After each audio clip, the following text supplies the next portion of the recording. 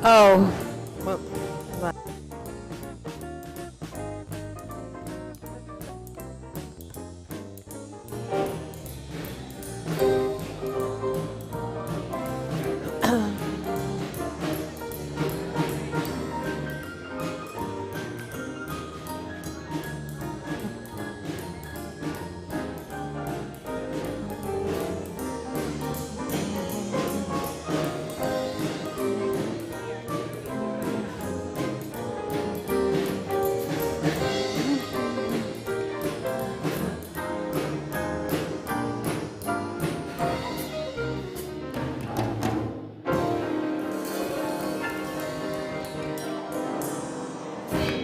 yeah, thank you so much, our Unity Band.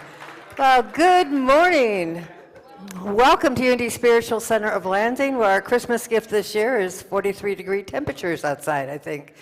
And welcome to you that are joining us online. If you are with us for the first time, I hope you received a light bulb on your way in, because we know that you share your light with us by coming here, so we wanted to return the favor. And we are a prayer ministry. If you have concerns or celebrations, we have a prayer box over there. Our prayer team will pray with you for the next 30 days, and then we forward it on to Silent Unity for another 30 days of prayer. If you like a little interactive prayer, there's a little prayer station over there that you're welcome to explore. Well, right now we're going to start off with some Christmas caroling. So any of you that are so moved would like to come up here and lead some Christmas carols, we're going to do Silver Bells and Feliz Navidad. So grab a Santa hat over the table, come on up as we bring in the Christmas spirit.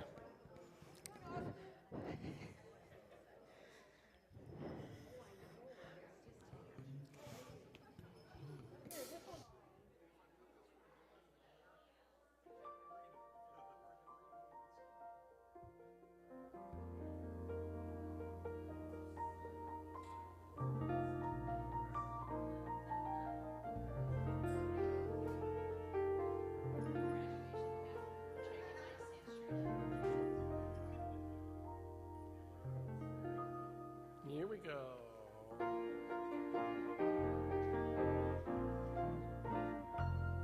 City sidewalks, busy sidewalks, dressed in holiday style. In the air, there's a feeling of Christmas.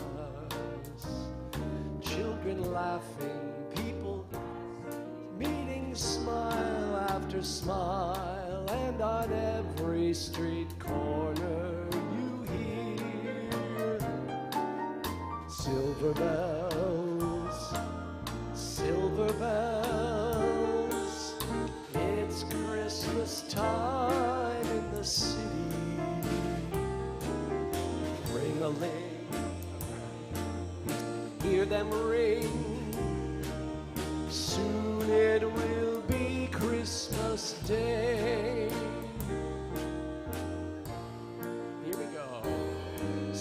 Street lights, even stoplights, blink a bright red and green as the shoppers rush home with their treasures. Hear the snow crunch, see the kids bunch. This is Santa's big scene, and above all the bustle you hear silver bells, silver bells. It's Christmas time in the city. Ring-a-ling, hear them ring. Soon it'll be Christmas Day. Repeat, here we go. Silver bells, silver bells. It's Christmas time in the city. Ring-a-ling, hear them ring. Soon it will be Christmas Day.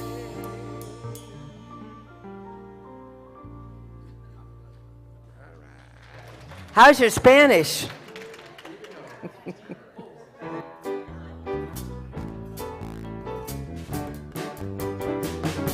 Feliz Navidad. Feliz Navidad. Feliz Navidad. Prospero año, felicidad. Feliz Navidad. Feliz Navidad. Feliz Navidad. Prospero año, felicidad. I wanna wish you a Merry Christmas. I wanna wish you a Merry Christmas. I wanna wish you a Merry Christmas from the bottom of my heart. I wanna wish you a Merry Christmas. I wanna wish you a Merry Christmas. I wanna wish you a Merry Christmas from the bottom of my heart. Feliz Navidad. Feliz Navidad. Feliz Navidad. Prospero año y felicidad. Feliz Navidad. Feliz Navidad. Feliz Navidad. Prospero año y felicidad. I wanna wish you a Merry Christmas. I wanna wish you a Merry Christmas. I wanna wish you a Merry Christmas from the bottom of my heart. I wanna wish you a Merry Christmas. I wanna wish you a Merry Christmas. I wanna wish you a Merry Christmas from the bottom of my heart. Yay, thank you so much. Oh, we have the best carolers in the world. I think we owe them some hot chocolate. Isn't that the tradition? A little hot chocolate there? Well, our mission is to, is to spiritually awaken to our oneness with God, with each other, and with all creation. And this comes out of a vision where we can see a world that is powerfully transformed by a growing movement of a shared spiritual awakening. And we say shared because it's not that we think there's a right and perfect path or a place that you're supposed to be at this point in your life, but we learn to honor each other whatever path we are on. Many paths, but only one presence, one God. So let us affirm together. The enlightenment of Buddha shines within us. The compassion of the Christ moves through us. The power of Jehovah strengthens and guards us. The presence of Allah surrounds and guides us. Wherever we are, the Tao is, and all is God. And I'd like to pray for our neighbors, ourselves, and the world. There was a story that I saw this week. This man here is in Gaza, and he was sorting through the ashes of what was his home, very sacredly as he was going through it. I mean, this is your life that is in ashes. And as he dug through, he found something solid, and it was menorah.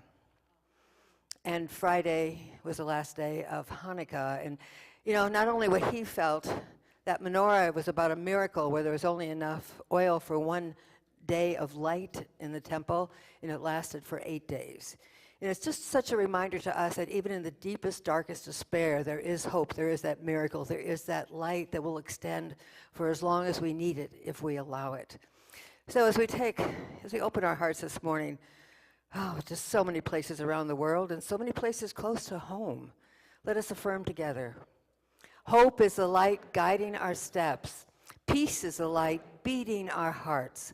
Joy is the light smiling our faces. Love is the light we freely share with one another.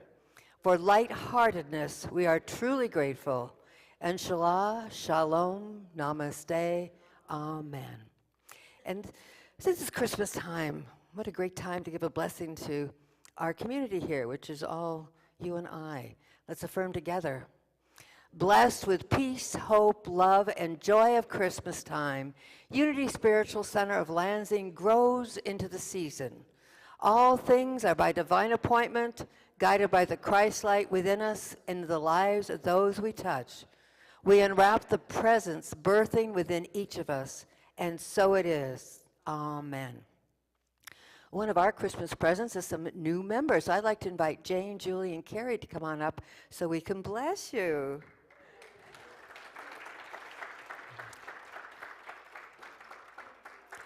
And I'm going to make you work today. Okay. I'm going to give you two little stones here. And this is just a reminder. Jesus said, upon this rock I will build my church. So we have a little visioning jar here. And we gave you two stones because one is for whatever you hold in your heart for inside our ministry and inside the building and within our community, and the other is for the grounds and outside in what we do also outside of our community. So if you just take a minute and hold those in your hands and just imbue them, you may have specifics or it may just be general, it may be a feeling.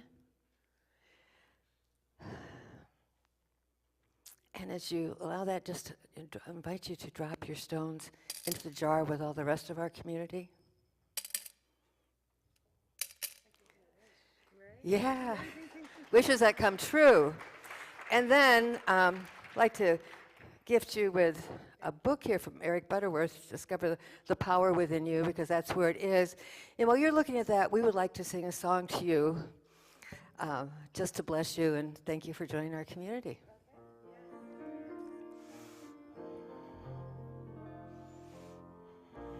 I behold Christ in you, I of God see. I can see your great peace too. I can see you whole and free. I behold Christ in you. I can see this as you walk. I see the well you do. I can see this as you talk. I behold God's love expressed. I can see you filled with power. I can see you heaven blessed. See Christ in you hour by hour. I behold the Christ in you. I can see that perfect one. Let by all you do, I can see God's work is done. And not like warm feeling. Oh, welcome. Thank you. Thank you. Thank you. And they're already involved in so much of our stuff. It's wonderful. Okay, a little chat at your tables this morning. Austin and Jane and Greg, you'll probably have to all chat together there. Okay, gonna put on your thinking caps here, go way back. What was your favorite childhood Christmas tradition? What was the favorite thing for you? What was the thing that you waited for every year for your parents or somebody to do? What was that favorite tradition?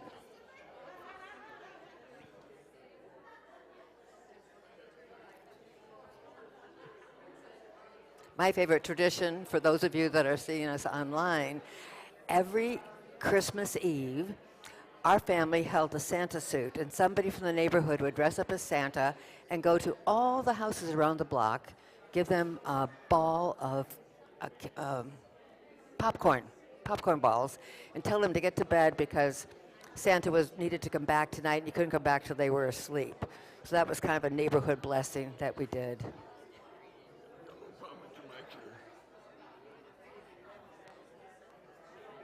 Too close? Okay. Okay, thank you. Well, I hear a lot of traditions going on, sure. Let's welcome our souls back here. All right, here we go.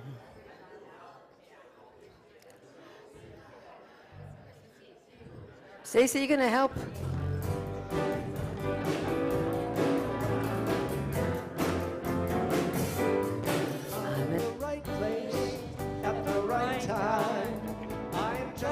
Supposed to be.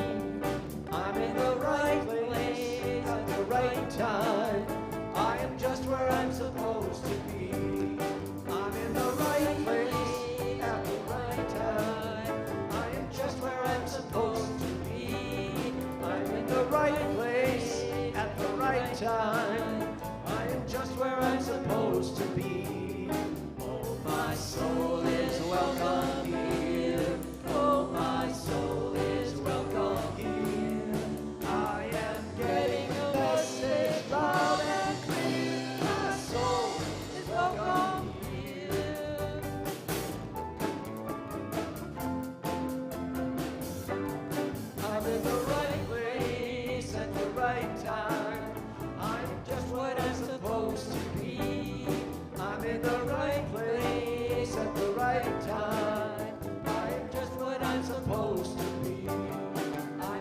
right place at the right time. I am just what I'm supposed to be.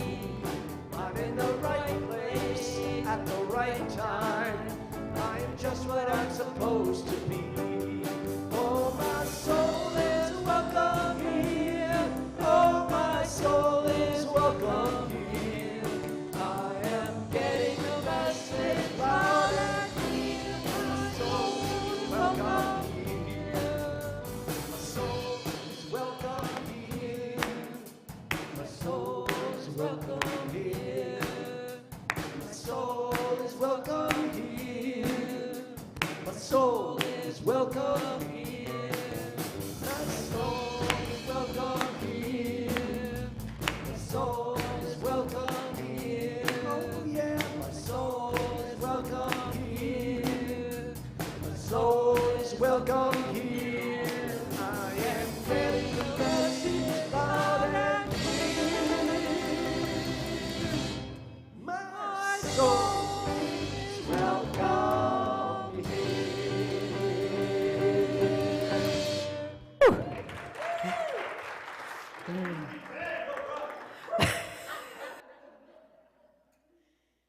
Good morning, I'm Stacy Ames, your platform assistant for today. Good morning. Unity's daily word for today is love, which is inspired by the first book of John. Beloved, let us love one another, because love is from God. Everyone who loves is born of God and knows God. As the Advent journey continues, we give thanks for the steadfast love of God, which dispels the darkness of conflict and loneliness with the light of harmony and togetherness. Love is impersonal and sacred, human and divine, immediate and immortal. Amid season's greetings for joy and peace, we give thanks for the power of love. We are divine beings bringing the love of God into the world. Through our words and actions, we are kind and patient, compassionate and empathetic, and encouraging and supporting. As we are blessed by love, we share love's blessings with others. We center ourselves on the Christ within and go forth as the heart and hands of love in the world. Let us affirm together. I feel blessed to share God's steadfast love. This week we are celebrating on our tech team.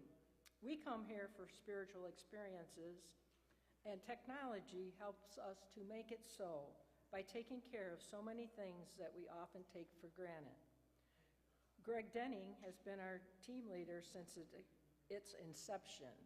He is not here today, so Sharon's going to share a little bit about the tech team. Yeah, it's, when you think about it, we're all very spiritual, but it's amazing what technology does here. As a church, we have 6 computers and 5 televisions. I mean, think about it, right? And then plus even our electronic sign outside, and we do some Zoom meetings. A lot of our classes are on Zoom, and we do live streaming. Michael's back in the video booth there, and all this ties together. So Greg has put together this team of a variety of skills, because it goes into a lot of different areas. And they're going to be having a meeting January 7th following service. So if you're interested in technology, it's not as scary as it sounds. And there's also skill training available. You're welcome to join the meeting after that. And I'm not sure why Greg isn't here this morning. I'm hoping that he's well. So hold that truth in our hearts, and just really thank the tech team for keeping us online and alive and connected by the computer and all that other stuff. So thank you, tech team.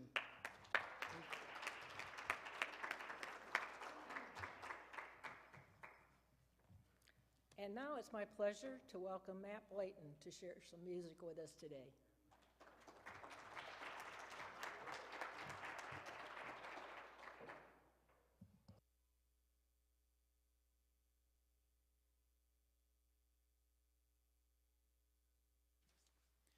And good morning. It's always wonderful to be here.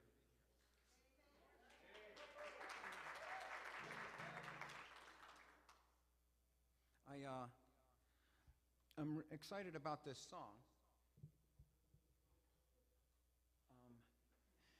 in part because the beginning is it sort of covers the nativity story in a simple, direct way.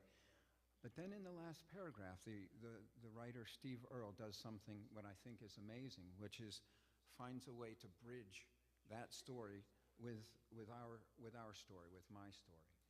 So I remember when my first son was born, my wife was catching her breath, and I was holding him, and he looked up at me as if to make sure that I knew that he would want the best out of me. He said, "Don't screw this up," was the look he gave me. And he hasn't let up with that attitude, but it was life-changing.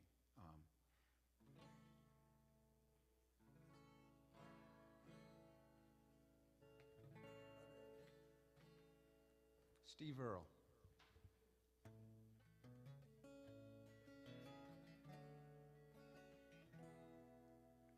Once upon a time, in a far-off land, wise men saw a sign and set out across the sand, songs of praise to sing. They traveled day and night, precious gifts to bring, guided by the light. They chased a brand new star, ever toward the west, across the mountains far. And when it came to rest, they scarce believed their eyes. They'd come so many miles. This miracle they prized was nothing but a child. Nothing but a child could wash those tears away, guide a weary world into the light of day. Nothing but a child could help erase those miles. So once again we all can be children for a while.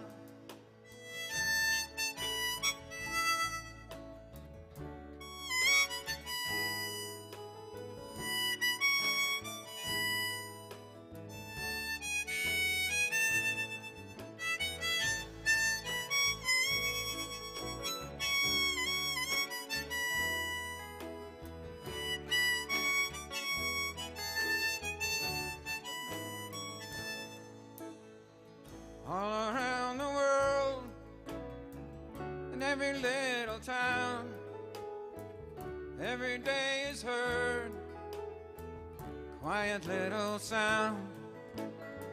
And every mother kind, and every father proud, looks down in order to find another chance allowed.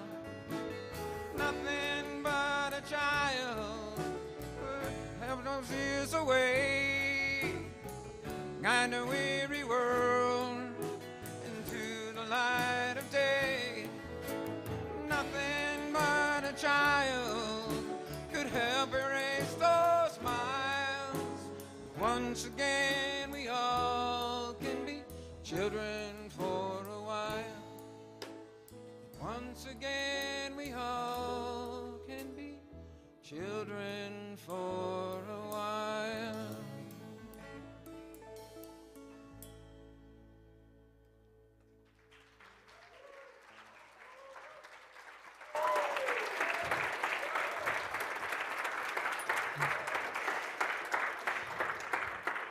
You know, Matt, so often when you sing, I feel like you just gave the sermon. So we get a double dose today.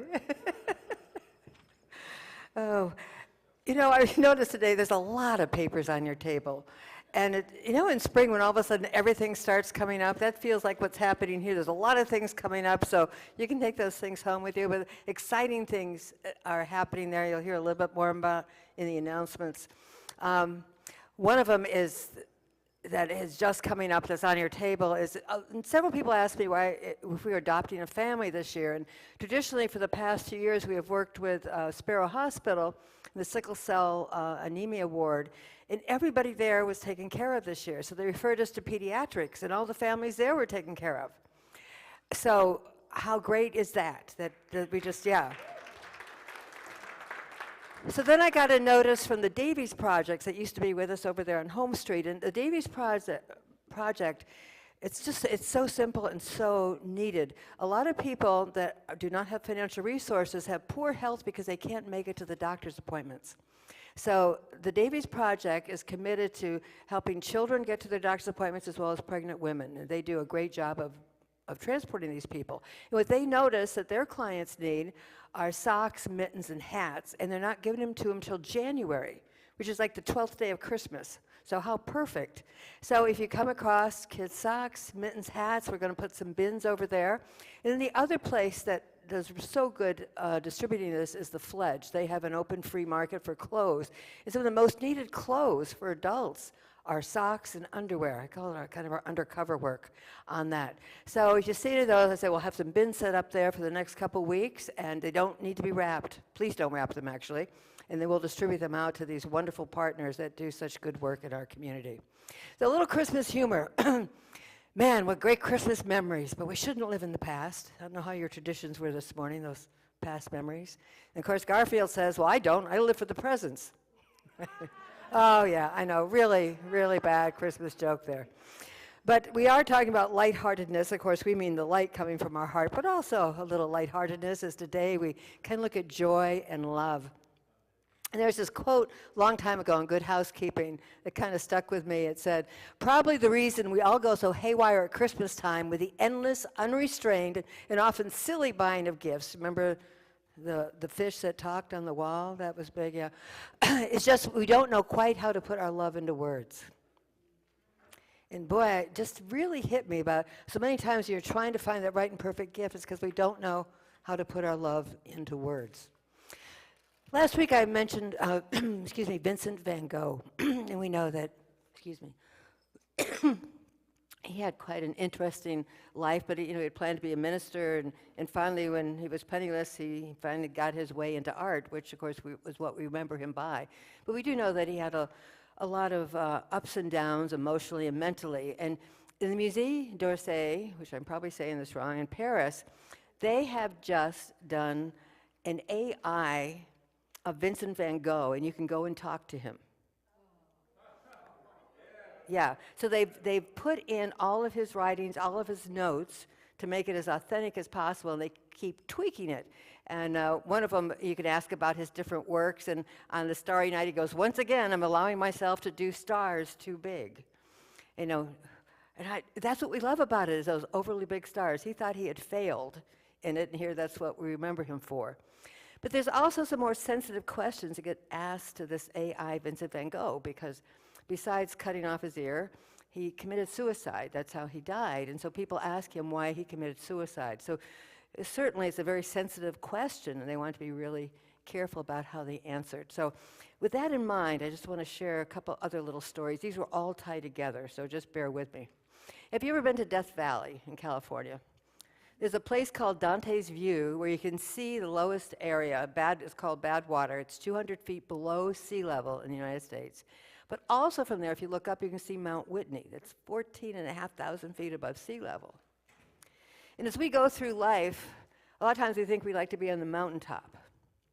But it's not very pleasant up there. Actually, it's very bitter cold and rugged, and there's not a lot growing. And to be down in the deepest places of the earth where there is very little sunlight and not much growth either is not the best place. We kind of want to be where the rivers flow, kind of on that even ground. But that doesn't always happen to us. And a lot of times this time of year, particularly, there's a lot of depression, a lot of unmet expectations. There's all kinds of things that happen, as well as decreased amount of sunlight that affects so many people. It's called SAD. So this man, El Hillman, had received a letter from somebody who was contemplating suicide. And he wrote back and said, "You cannot now believe that you'll ever feel better, but this is not true. You are sure to be happy again, and knowing this, truly believing it, will make you less miserable now." And this was written originally by Abraham Lincoln. Knowing that no matter how bad we feel at any moment, we will feel better. And that is what will carry us through, that knowing that this is not the end. Our story doesn't end if we're down in bad waters, or if we're in that really rough spot up on top of Mount Whitney. Detours are always temporary, those detours. And a truly happy person is one who enjoys the scenery while they're on the detour. You know, in Buddhism, they talk about the observer self. And when we're having those really deep, dark moments, those moments where we feel extreme loneliness or disconnected or whatever that is that we're feeling, to be able to observe ourselves and go, this is something that we're going through. And we just know that light, like that menorah found in the ashes, there is that miracle of light that will always come through, even in the deepest, darkest place that we might find ourselves.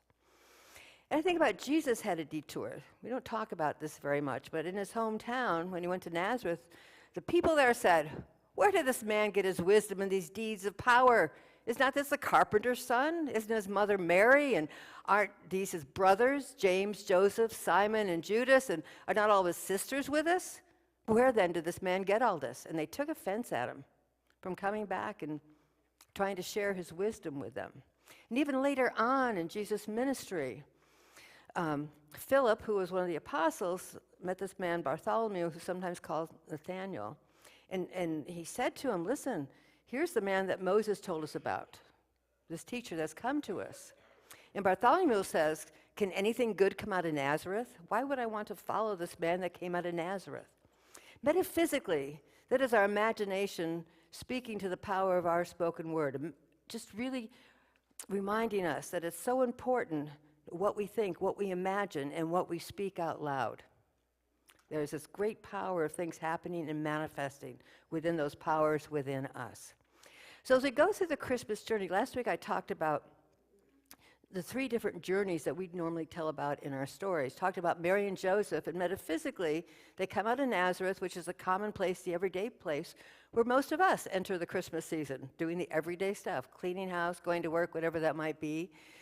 And they travel to Jerusalem, that place in our soul with that higher consciousness, until they finally then get to Bethlehem, where they're ready to birth forth that greater spiritual experience for them in that moment. And then the Magi, the three kings, it doesn't say three in the Bible. There was just some wise people, possibly magicians, probably they were from the east, but probably from Babylon.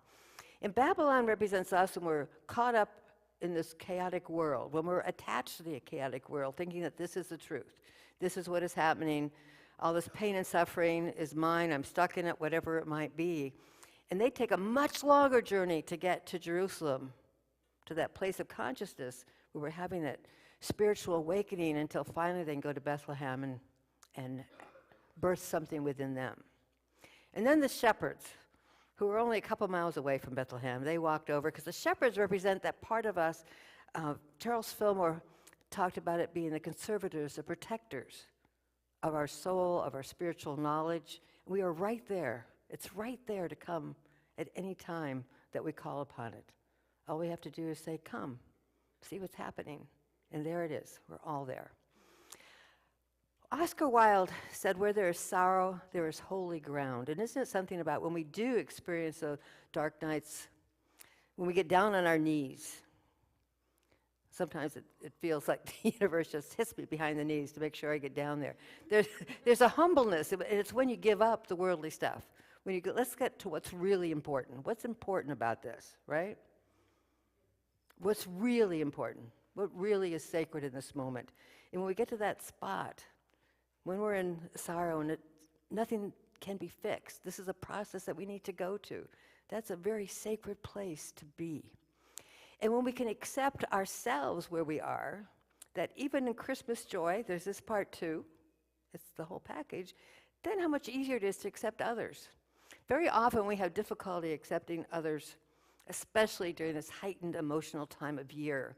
It's because we haven't accepted that part of ourselves that they reflect back to us. You know, there's a truth that I hold to, that I cannot see anything in anybody else that I don't already have in myself. And that includes the good, the bad, and the ugly. So if I can see it, I know it's something that I need to work on. And how great it is that when I can see joy and happiness and brilliance in somebody else, that too is in me. It's all the stuff. We're the only ones that call it good and bad. It's just all those different aspects of life. If you think about it, Nazareth, the commonplace, is that it's just as important as Bethlehem getting to that place where we're birthing the spiritual experience, birthing the Christ expression within us. That we need to be able to live our everyday life. We need to be able to do the common things, what we call common, but they are just as sacred. And we get it that is just as sacred as our holiest moment, that we go, I had this aha experience. I felt so at one with God. It was just as important when you were making the bed. If you do it with love, you do it with that same attitude, that same sacredness. Now, we go on this journey. It's not as much fun to do it alone as it is with companions. Whenever you've been someplace, you had such a good time, the first thing you think of, who can I share this with? That's why Facebook, we all want to share. This is just so great. Whether it's food or whether it's something we're seeing, it's just you want to share it. So we get to choose our companions for the journey. And for Christmas, our traveling companions, if we go by the story, we have Mary, Joseph, and the mule, the donkey that they were on. There's the Magi and their camels, and then there's the shepherds. But all these are really, for us, the stories about making it ours, and these are symbols of our attitudes, of our feelings, of our emotions. So our companions really are always the attitudes on this Christmas journey. Mary and Joseph represent love and wisdom. And the donkey, the mule, is the power of will, which can be willfulness, I'm going to do it my way or else, or it can be willingness. And when our love and wisdom allows us as humans to be willing to go on the journey, to be willing to have the experience, everything kind of comes together in harmony. And then the Magi and the camels, if you think of the Magi, the wisdom that these men represent, they represent our thinking nature. So in our mind, there's nothing I can ever tell you that you don't already know deep in your soul. And these are the resources that finally go, okay, it's time. We're going to go. It may be a long journey, but we're going to go and have this experience. And then finally, the shepherds, which is that symbol, that peaceful inner knowing. Just think of the story about shepherds watching their flocks by night. There's been some beautiful evenings out. In fact, I heard tonight that we might even be able to glimpse the northern lights because of something that's happening in the atmosphere. It's that wonderful, peaceful thing that we see outside, we also have inside, really making the story our own. So I want to tell you about a few companions on journeys. First one is little Annie Sullivan. And I don't know if you know her story, but you could kind of say she lived in Nazareth, the land of tears, because she had a really rough childhood. She had poor eyesight. She was diagnosed as hopelessly insane. How would you like to grow up being called hopelessly insane? She was violent, and they locked her up. And this was just an awful, awful existence. Then one day, this nurse came by and saw Annie, and she started showing love to the child. Started reaching out to her, teaching her kindness. And an amazing thing happened, that the child changed. Little Annie Sullivan changed. So if you think about it, this elderly, dedicated nurse called Annie to Bethlehem, ready to make the journey from the Babylon she was in or the Nazareth that she was in, coming to have that experience of being with people. And as she became so calm, they unlocked her, which was amazing. Women that were locked up as insane very seldom got out of institutions back in that time. So then we go forward. So here's a wonderful, loving companion to have on your journey. And there's another woman that you all know, Helen Keller. Helen Keller is often the butt of jokes in grade school still. But she had this, when she was small, she had a disease that caused her to lose a lot of her senses. So this is a really rough section of Nazareth where she was living. She was blind, she was deaf. Her parents thought she was mute. She had tantrums. I mean, I can't even imagine what the world would feel like if I couldn't hear or see anything. That you're just having this existence. I mean, is just really hard to imagine. But in the end, she graduated from Radcliffe summa cum laude. She met every president from Grover Cleveland to Lyndon Johnson. This young woman who was called, insane, basically, violent tantrums. She was just a mess. And she was once asked in an interview, how do you explain the fact that even though you were both blind and deaf, you were able to accomplish so much? And she said, if it had not been for Annie Sullivan, the name of Helen Keller would have remained unknown. So just as the love that nurse, that we don't know her name even, gave to Annie Sullivan, then Annie Sullivan was able to pay it forward to Helen Keller. And we know the work that Helen Keller has done to improve the world for all those that have disabilities, that have that difficulty of seeing, hearing, whatever that might be. She was an incredible activist. I mean, just amazing. Every time we complain, I can't do that, and I think of somebody like Helen Keller who can't see or talk and can go ahead and do just amazing things. So I think really with thinking about that power of love in Advent, that everything good comes out of Nazareth. Not can anything good come out of Lazarus. I think they mistranslated it. I think really it's out of our commonplace, those day-to-day things, where really the good, the love comes forth. It's really pure. I mean, we have those wonderful aha moments that are elevated. But the richness of love is the day-to-day stuff, the day-to-day commonplace. So you think about love just really has this immortal, this infinity quality to it. It doesn't end, and it carries on for generations every time it's expressed. It's just a wonderful perpetual motion energy, if you will. They say there's no such thing as perpetual motion, but I think love is a perfect example of it. And instead of leaving a legacy, I think we leave a lovacy behind, right? That's our legacy. And it's like they say about love that it's a fire that once lit may burn forever. I think about the people that are in war-torn parts of our world right now and what's carrying them through. Glimmer of hope, but so much of it is the love for their families, their neighbors, love for each other that is carrying them through. So, besides the love, it's kind of nice to throw in some joy. And joy isn't always big and over, like that. Sometimes joy is that little bell that rings on my sweater. Gives me just a little smile inside. So there's a story about this man. He was 92, went to the doctors for a checkup, and then a couple days later, the doctor's walking down the street, and he sees this man walking down the street with his arm around this beautiful younger woman. And the doctor said to him, well, hi, you're looking real good. The guy says, yeah, I just been following what you told me at the appointment. He said, you said, get a hot mama and be cheerful. And doctor says, no, I said you got a heart murmur and be careful.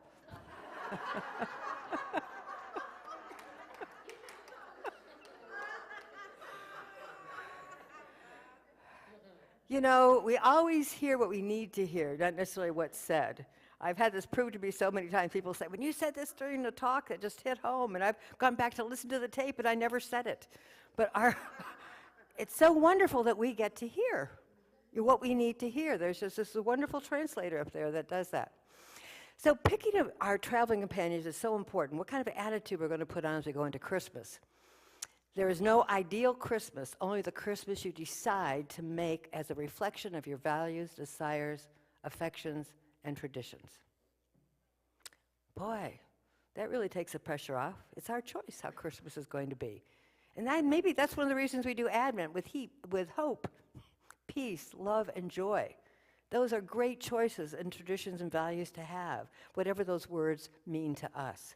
So the companion of joy, Helen Keller, said, and here we are quoting her, this woman who was blind and deaf, joy is the holy fire which keeps our purpose warm and our intelligence glow. I never thought about joy and intelligence, but I know when I'm happy, I think clearer. Did you ever notice that? When I had muggle mind last week, and my dad passed and stuff, and just wasn't thinking, but as you get joyful, everything becomes clear. It just falls into order. And then one of my favorite poets, Rumi, he said, keep knocking and the joy inside will eventually open a window and look out to see who's there. If we keep, looking for that joy, it will find a way to express within us in our lives. I want to share a story with you about the Maasai. They're a wonderful tribe over in Africa. And a reporter went down to visit a friend of his that was a Maasai tribe member. And the Maasai chief told him that a white man had taken him into Nairobi and showed him the tall buildings. And he said to the chief, he goes, "This is how white men use their money. They put them into these banks. The banks hold them, and then they get it back with interest." And the chief said to the reporter, he said, "We don't have banks like that. What our banks are, if we have extra blankets, we share them. And we share them with whoever needs them. And that makes our heart feel good. And that's the interest that we get. That's the banks that we have, not in buildings, but in giving out of our abundance." So consider that giving from abundance is our bank. Abundance of joy, abundance of love. And the interest that we receive is our hearts feel good. It's just the littlest thing can make our heart feel good. Do you ever notice that? Giving a smile to somebody and they smile back, and there's just that little warmth, that little connection that happens. They said the biggest cause of failure is trading what we want most for what we want now. Trading what we want most for what we want now. So as we go into Christmas, it's about really to give up. Give up what we want now for what we want most. We want some more of that love, that joy, right? That's the ultimate thing. It's not about going crazy, buying all the presents. Learn to speak love. Learn how to tell people how you care about them. And enjoy the joy no matter what is going on. So we're going to a little time of meditation here. Let's invite you to get settled in your seats. Maybe take a conscious breath. And close your eyes if that's comfortable for you. Knowing that we are on such a journey. Not just Christmas time, but certainly a lifetime. Knowing that there is no perfect place to be except where we are right now. There's no perfect emotion to feel except the way that we feel right now. As we learn to be fully present, to be in this holy instant, knowing that wherever we stand truly is holy ground, that there is no place where God is not. As we settle into this place of simply being, I'd like to ask you,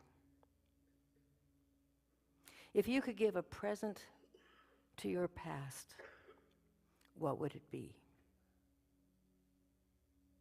If somehow you could take what you have today, be it material, be it intellectual, be it emotional, what would you give to your past?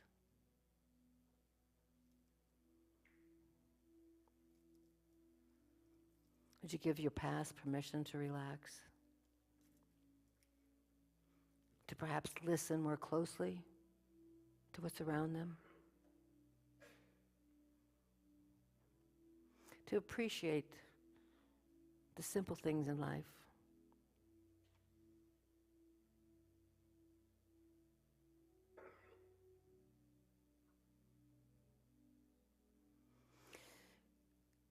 And as we give that gift to our past,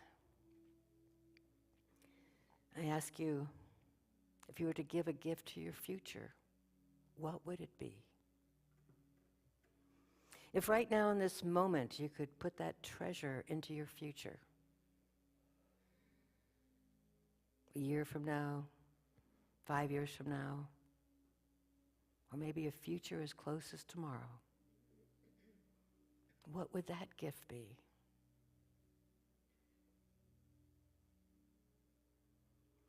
As you hold these two gifts within your mind and your heart, the past and the future, suppose they were the same. Suppose whatever it was that you would give to the past, you would also give to your future. knowing that this is what is being birthed within you in this moment.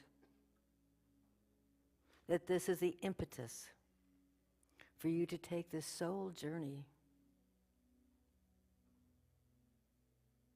this Yule time, this time of transformation, this time when the light of the world gets darkest, only so that it might come up again brilliantly. So we just take a moment to sit with that thought. The gift of the past, the gift of the future, and the presence of the present within us, breathing, being.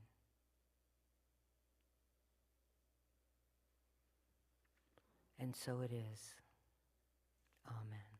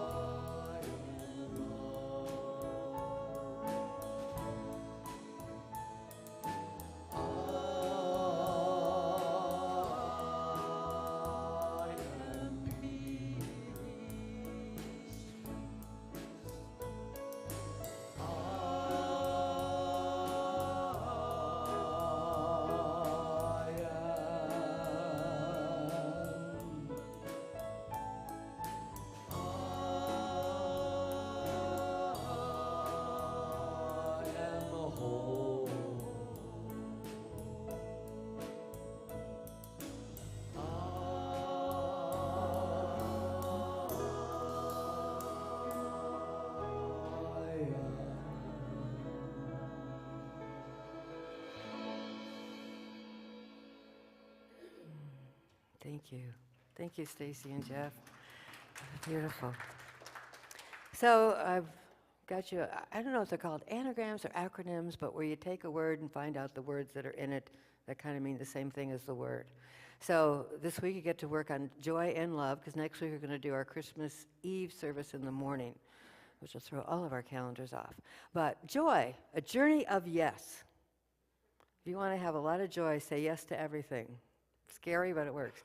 Or how about just open yourself? That will bring joy in there. Just open yourself. And love, loyalty outvalues everything. Or living our vision every day. Isn't that love of life, to live our vision every day? And I just had to do one more. Life's only valid expression. Oh, love, life's only valid expression. So you can play around with that. It's more fun than if you're tired of Wordle, try this. Okay, with that, I'm going to invite Matt to come back up for a beautiful rendition. Yay, Matt!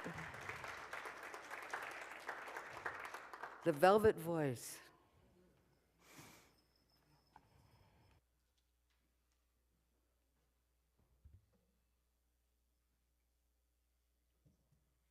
I'm just delighted to be here. I worked for 17 years at Washington Woods, but this is as close as I get to it ever. And I'm still retired, which is a good thing. It does give me more time to look at the news and see horrible things happening.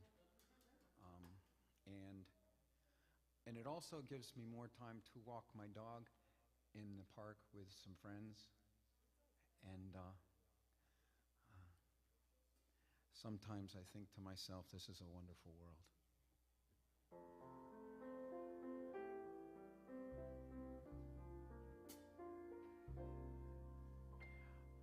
I see trees of green, red roses too. I see them bloom for me and you, and I think to myself, what a wonderful world.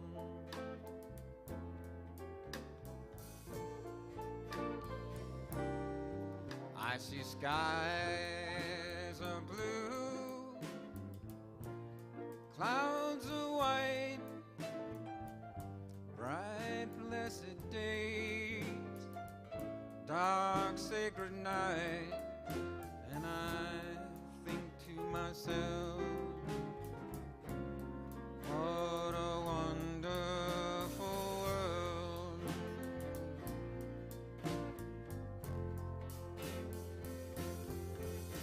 The colors of the rainbow, so pretty in the sky, also of the faces of people passing by. I see friends shaking hands, saying, how do you do? They really saying, I love you.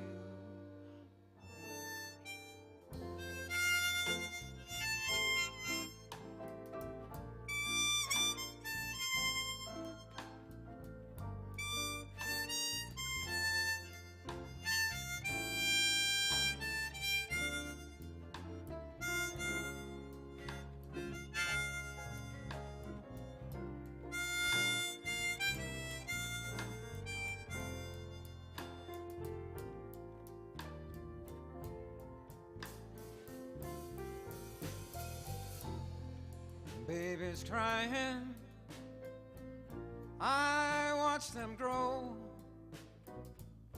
They'll learn much more than I'll ever know. And I think to myself,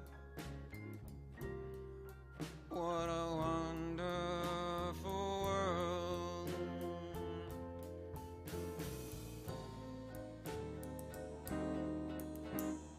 Yes, I think to myself, what a wonderful world.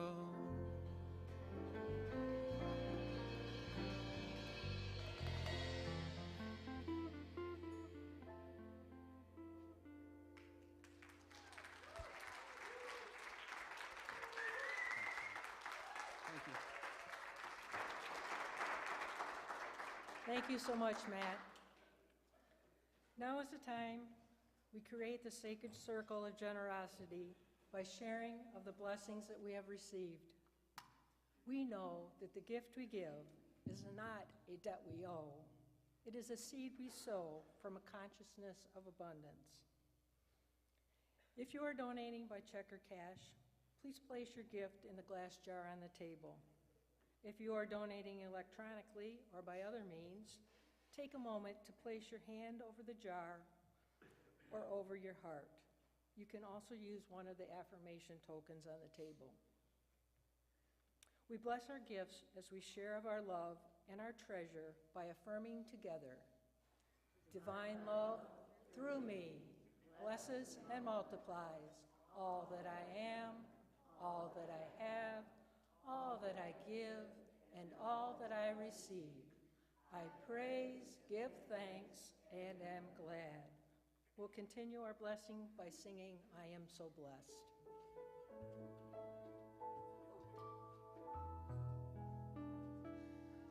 I am so blessed, I am so blessed, I am so grateful for all that I have. I am so blessed, I am so blessed, I am so grateful. I am so blessed, I am so blessed, I am so blessed, I am so grateful for all that I have. I am so blessed, I am so blessed, I am so grateful, I am so blessed.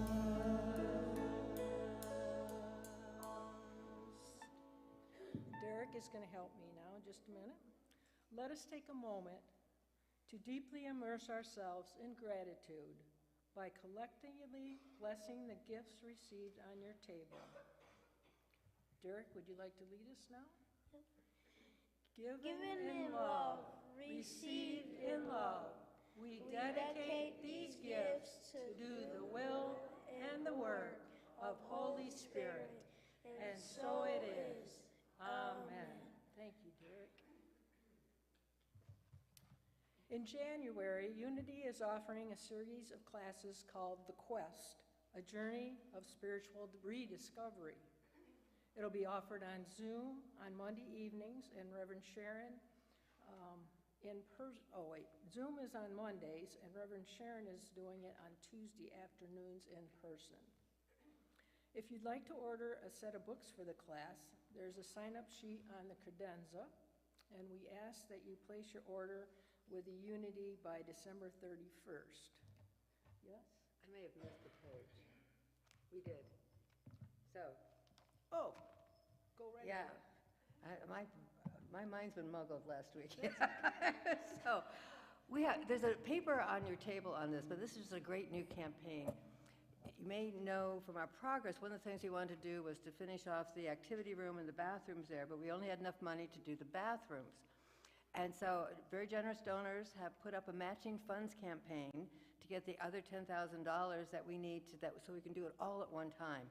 So they will match up to $5,000 of donations. So every dollar you give becomes doubled. So this is really exciting.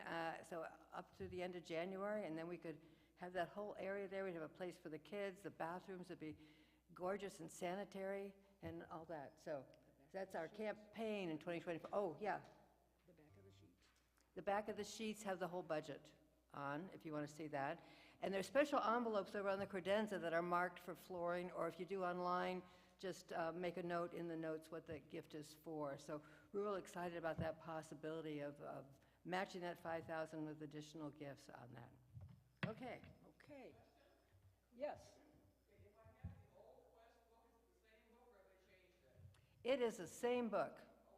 Yeah, on the Quest, and I do have a couple copies that people have loaned if you want to borrow them. Okay. Okay, as far as the new floor in 24, if you do not find enough sheets on your table, there are some on the credenza along with the offering envelopes. You can mail those in, or there is a jar over there to put the envelopes in.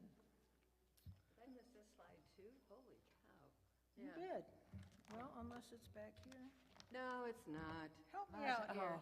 It's the end of the year, so I'm getting all my mistakes in. After service today is our snack lucky white elephant. So I hope you'll stay with us. It's always a lot of fun. If you forgot to bring a gift, there happens to be a few extra ones. See me or Maggie, so that everybody can stay and participate. Yes, Nan.